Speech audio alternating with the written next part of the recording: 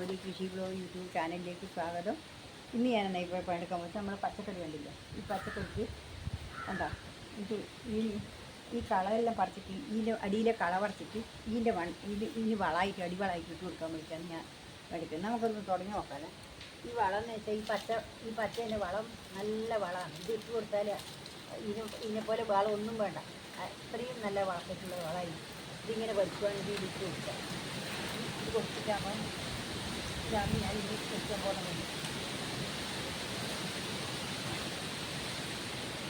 ഈ വളം നമ്മളിപ്പോൾ ഇതിപ്പം കള പറിച്ചിട്ട് കള പോലുമായി, ഇത് പുല്ല് കളയലുമായി, അത് ആ പച്ചക്കറിക്ക് തന്നെ അതിൻ്റെ വളവും ആയി. അതാണ് ഇതിൻ്റെ ഇത് നല്ല ഒരു വളമാണ്.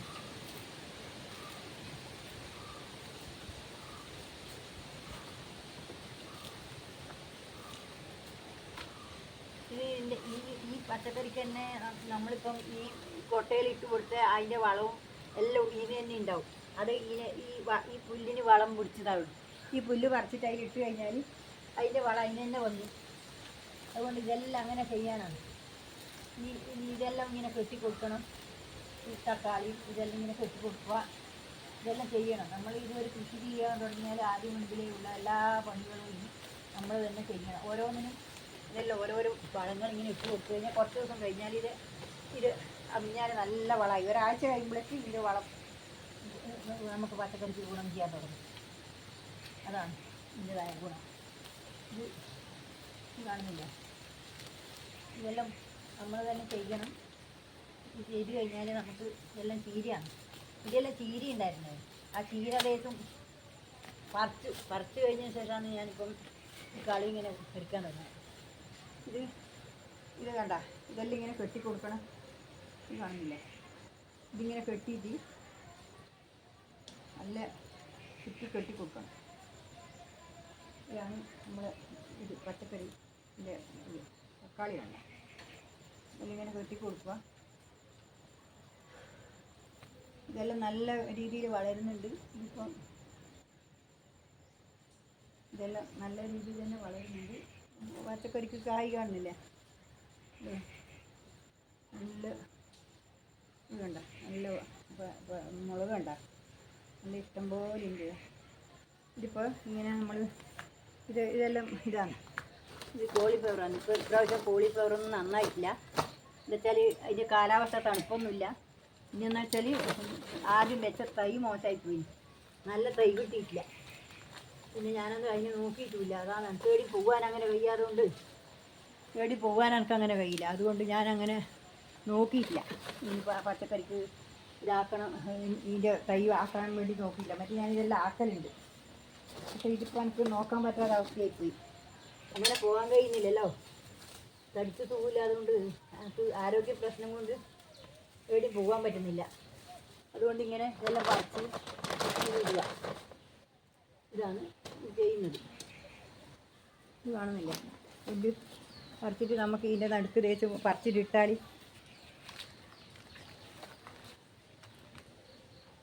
പോകാനുണ്ടെന്ന്.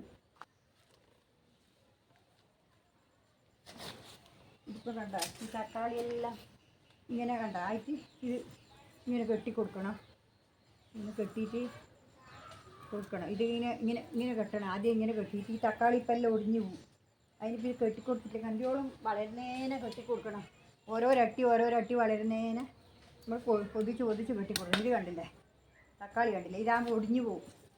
ഇതിപ്പോൾ തണ്ട് ഒടിഞ്ഞു പോകും. അതിന് ഇതിങ്ങനെ കൂട്ടിപ്പിടിച്ചിട്ട് ഇങ്ങനെ കെട്ടിക്കൊടുക്കണം. ഇങ്ങനെ കെട്ടുന്നേനിങ്ങനെ കെട്ടിക്കൊടുത്തു കഴിഞ്ഞാൽ ഇത് കാണുന്നില്ലേ, ഇത് തക്കാളിൻ്റെ കനം ഉണ്ടാകുമ്പോൾ അതങ്ങ് ഒടിഞ്ഞ് വേഗം പോകും. അതുകൊണ്ട് ഇതിങ്ങനെ ഞാൻ കെട്ടിക്കൊടുക്കണം. ഇടയ്ക്കൊക്കെ കെട്ടും.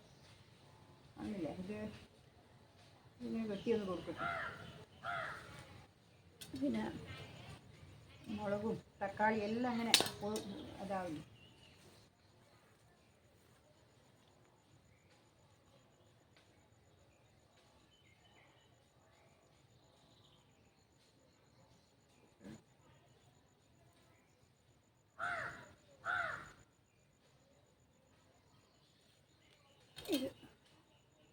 ഇതിങ്ങനെ നമ്മൾ തന്നെ ഇങ്ങനെ വെറുതെ വീട്ടിലിരിക്കുമ്പോൾ ഇതിങ്ങനെ ഓരോന്നോരോന്നിങ്ങനെ ചെയ്ത് കഴിഞ്ഞാൽ നമുക്ക് തന്നെ അതൊരു സന്തോഷമാണ്. പച്ചക്കറി ഇങ്ങനെ കാണുമ്പോൾ നമ്മളിങ്ങനെ മുറ്റത്ത് നോക്കുമ്പോൾ ഇങ്ങനെ പച്ചക്കറിയെല്ലാം കാണുമ്പോൾ നല്ലൊരു സന്തോഷം തന്നെ, മനസ്സിലൊരു സന്തോഷം തന്നെയാണ്.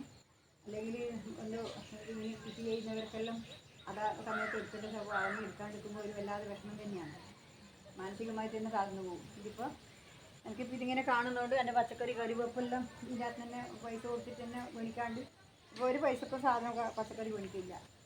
എല്ലാം ഞാൻ ഇവിടുന്ന് തന്നെ ഇരുന്നുള്ള പച്ചക്കറി, പിന്നെ ബാക്കി കുറച്ച് കൊടുക്കും. ഞാനൊരു 500 ഇക്കൊല്ലം ഞാനൊരു 500 റുപ്യയുടെ കക്കിരിക്ക കുക്കുംബർ കൊടുത്തു, 500 റുപ്യൻ്റെ കൊടുത്തു. പിന്നെ കുറേ നമ്മൾ കൂട്ടുകയും ചെയ്തു. ഇനിയിപ്പം കുക്കുംബർ ആയിപ്പോയി, അപ്പോഴേക്ക് നട്ടിട്ടുണ്ടാകിയേ രണ്ടാമതും. പിന്നെ വഴുതിനെല്ലാം ആവുന്നത്രേ, വഴുതിന എല്ലാം താലവലെല്ലാം ആവുന്നുണ്ട് അത്രേ. പിന്നെ മത്തനെല്ലാം ഇപ്പം നട്ടിട്ടായതുകൊണ്ട് അത് അത്രേ ആവുള്ളൂ. അങ്ങനെ ഒരു ഇതേയുള്ളൂ. നമ്മളിപ്പം മുളകെല്ലാം കാണുന്നില്ലേ, മുളകെല്ലാം തേച്ചിങ്ങനെ ഒടിഞ്ഞു പോവുക കാണുന്നില്ലേ. ഇതെല്ലാം ഇങ്ങനെ കാറ്റത്ത് ഇതേ ഒടിഞ്ഞിട്ടുണ്ടെങ്കിൽ കൊമ്പടക്കം പൊട്ടിപ്പോവും. അതുകൊണ്ട് ഇതിങ്ങനെ കെട്ടി കൊടുക്കണം. നമ്മൾ ഈ ഒരു കൃഷീൻ്റെ അകത്ത് വന്നു കഴിഞ്ഞാൽ അതിൻ്റെ കളനുള്ളൽ വിനയോ ഇങ്ങനെ ഇതേപോലെ കെട്ടി കൊടുക്കുക. ഇതെല്ലാം ഇങ്ങനെ കൊമ്പ് ഒടിഞ്ഞു കഴിഞ്ഞാൽ മുളകെല്ലാം മൂത്ത് വരുമ്പോഴേക്ക് കൊമ്പൊടിഞ്ഞു പോകും. അന്നേരം ഇതിങ്ങനെ പൊന്തിച്ച് നമ്മളിതിങ്ങനെ ഇതേപോലെ വലിച്ച് കെട്ടിയിട്ട് കൊടുക്കണം. താങ്ങ് കൊടുത്തിട്ട് ആ താങ്ങ് കൊടുത്തെങ്കിൽ മാത്രമേ ഇത് നമുക്ക് മുളക് പരിക്കാനായിട്ട് കിട്ടുള്ളൂ. പിന്നെല്ലാം വളരെ കഷ്ടപ്പാടുണ്ട് പച്ചക്കറിയിൽ നട്ട് ഒക്കെ. അതൊരു പക്ഷേ എന്താ വെച്ചാൽ നമുക്ക് പണിയെടുക്കുന്നതൊക്കെ അതൊരു വിഷമമല്ല, അറിയാതെ തൊട്ടൊക്കെ ഇതൊരു ബുദ്ധിമുട്ട് തന്നെയാണ്. നമ്മൾ ശരിയായി കഴിഞ്ഞാൽ അല്ല, നമുക്കൊരു മനസ്സുണ്ടെങ്കിൽ ഒരു കാര്യവും നമുക്ക് ബുദ്ധിമുട്ടല്ല. എല്ലാവരും ഒരു മനസ്സ് വേണം. ആ മനസ്സ് നല്ല ഒരു മനസ്സ് വേണം. അതുണ്ടെങ്കിൽ മാത്രമേ നമുക്ക് ഒരു കാര്യത്തിന് മുന്നോട്ട് വഴിവിട്ട് പോകാൻ കഴിയും, അല്ലെങ്കിൽ ആവില്ല. ഇപ്പോൾ ഞാനിപ്പോൾ ഇതെന്നാ എടുക്കുന്നത് വെച്ചാൽ ഈ കളയെല്ലാം പറിച്ചിട്ട് ഓരോന്നിൻ്റെ മുകളിലേക്കൂടി ഇടുകയും അതിൻ്റെ ഇതിന് വളമായിട്ടിടുകയും. ഇത് കാണുന്നില്ലേ, ഇത്രയും വളങ്ങൾ ഇതെല്ലാം ഇങ്ങനെ വഴക്കിയിട്ട് ഇങ്ങനെ വഴക്കുക. നമ്മളൊരു പച്ചക്കറി നട്ട് കഴിഞ്ഞാൽ ചെറിയ കുട്ടികളെ നമ്മൾ എങ്ങനെയാണ് വളർത്തുന്നത് അതേപോലെ നോക്കി വളർത്തണം. ഇല്ലെങ്കിൽ പച്ചക്കറിയൊന്നും നന്നാവില്ല. മറ്റുള്ളത് പറഞ്ഞിട്ട് കാര്യമില്ല. നമ്മൾ തന്നെ എല്ലാ കാര്യവും നമ്മൾ തന്നെ അത് ശ്രദ്ധിച്ചിട്ട് ചെയ്തിട്ടില്ലെങ്കിൽ പച്ചക്കറി ഉണ്ടാവില്ല. എന്നാന്ന് അതിന് പുഴു വരുന്നുണ്ടോ, അതിന് വേറെ രോഗങ്ങൾ എന്തെങ്കിലും വരുന്നുണ്ടോ, ഇതെല്ലാം നമ്മൾ ശ്രദ്ധിക്കണം. ഓരോരോ ദിവസവും ഇതിൻ്റെ ചപ്പും മെലിയും എല്ലാം നമ്മൾ പൊന്തിച്ച് നോക്കി എന്നിട്ട് വേണം നമ്മൾ കൃഷി ചെയ്യേണ്ടിട്ട്. കൃഷി മുന്നോട്ട് കൊണ്ടുപോകണമെന്നുണ്ടെങ്കിൽ ഇത് പിന്നെ നമ്മളെ ഒരു മനുഷ്യൻ്റെ മണം ഈ പച്ചക്കറിക്ക് നല്ലതാണ്.